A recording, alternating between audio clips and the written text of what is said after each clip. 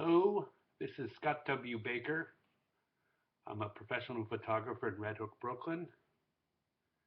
And today I'd like to discuss the Fujifilm X-Pro 1 with an amazing lens.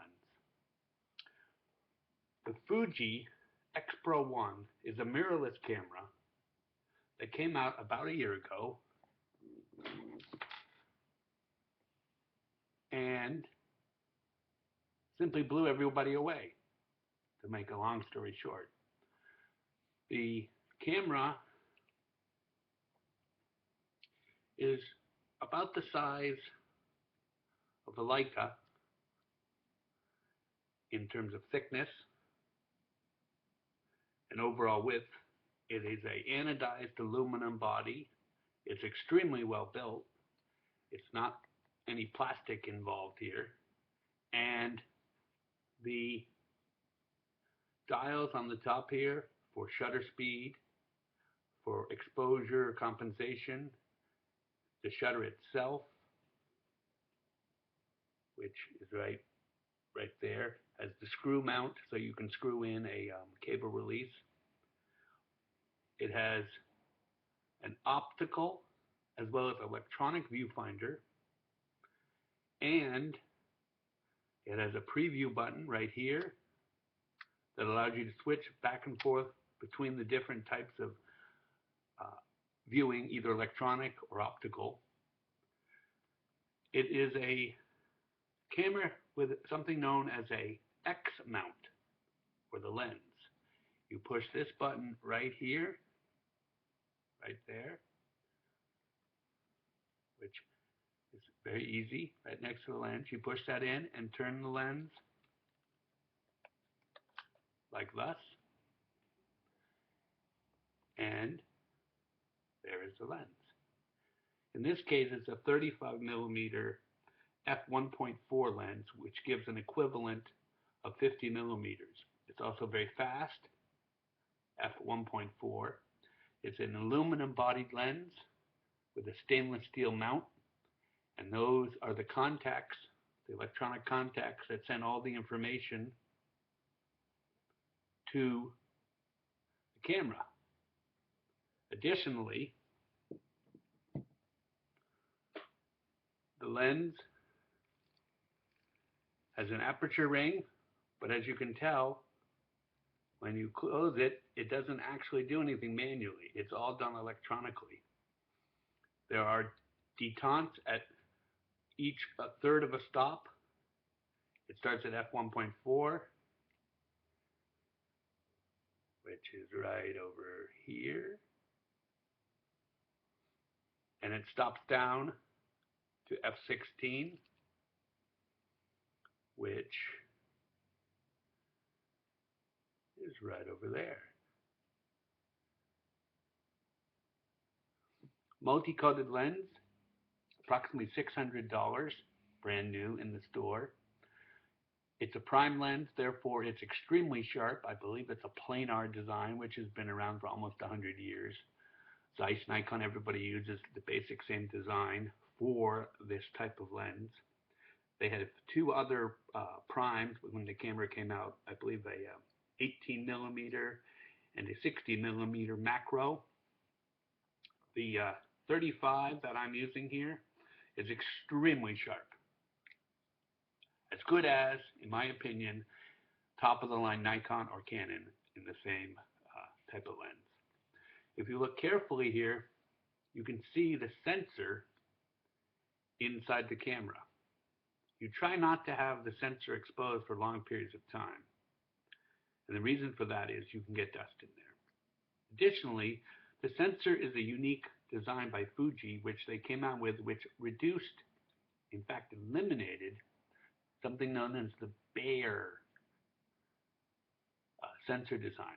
And they came up with their own sensor design, which uses an organic random pattern on the sensor, and therefore it doesn't need the anti-alias or Bayer covering over the sensor to eliminate the moire effect.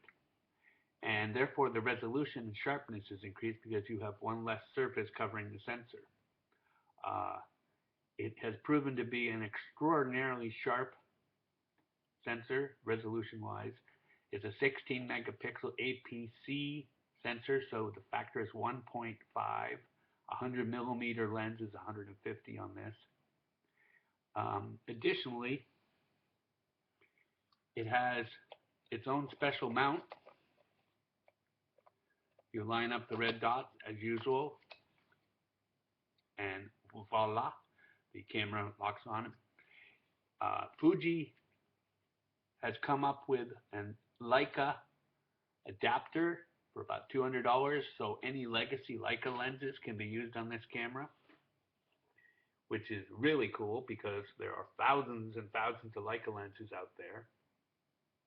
Additionally, in the next 6 months, it is expected, based upon my conversation with Zeiss at the photo show in New York City, that Zeiss will be coming out with 3 autofocus Zeiss lenses specific to the X sensor for the Fuji. And I believe one of them will be a 12 millimeter lens, which is super wide, almost 18 or 20 millimeter normal, and a mid-range and a longer lens. But until we actually see them, time will tell. Back to the camera. As you can see on the back here, when you turn it on, there's a variety of inputs that you can use. The number one, the green sensor marking here is the focus. When you look through the viewfinder and you press the button to pre-focus, this is the area that you will focus on. You can move that around by pushing this button there and moving it like that. And that will allow you to change the focus point. The camera is super easy to use, really. There's a Q button here on the right-hand side, which when you push it, brings up all the different settings for custom settings, including ISO, auto ISO. It has a dynamic range that you can change, white balance, auto white balance, noise reduction, RAW and JPEG. It also has a cool feature, which, apologize for the swinging around the lens, but the video lens here is a little off center for me. It has a feature that allows you to have custom settings, which allow you to set film looks basically similar to like Velvia or other Fuji films. So when you shoot, even though it's a digital image, it has the look and feel of film, which is very cool for some people. Another feature, it has different color spaces. It has the ability to flash, rear curtain sync. It has a frame rate of up to 6 frames per second in certain settings. It records high-def video, 1080p, I believe at 24 frames per second. It's not known as a video camera per se, but it will give you very useful and usable video, which is more than you can ask for. It is an extremely small, compact body. It is something that you can carry around. Here is a typical image. That's of my studio. It has a big, bright, almost 3-inch display in the back here at 921,000 bits. So super high resolution. In contrast to that, Leica, up until very recently, had 230K displays, which is about 5 generations behind modern cameras made in Japan. Pretty pathetic, really. This is a real Leica killer because Leica M9, the latest body digital 18 megapixel sensor, goes for $7,000 before tax. This body goes for approximately $1,300 or $1,400 in the States at B&H Photo or at Arama. And you could buy all 3 lenses that came out, the original primes, and this for less than you pay for the body of a Leica M9. And I think as time moves forward, people who are looking to buy the Leica M9 may become more enamored of this camera because it gives you almost the same, if not better, image quality, and that's at the end of the day what we're really talking about. But at a huge cost savings, and you can use your legacy Leica glass. So what's not to like? Um, the camera has accessories that you can add to it. There are Fuji grips, leather cases. There is an item that I have purchased that hasn't arrived yet that is called a thumbs up, which gives you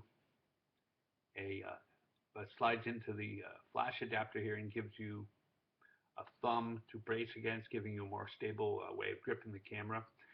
The camera is also usable with 3 different flashes that Fuji's come out with, one of which is about $200, extremely small, slides in on the top here and fits perfectly.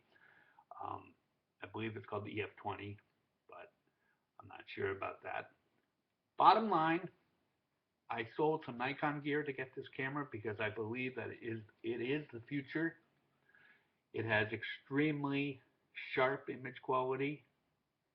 It can shoot anything you need. It has a macro capability if you want.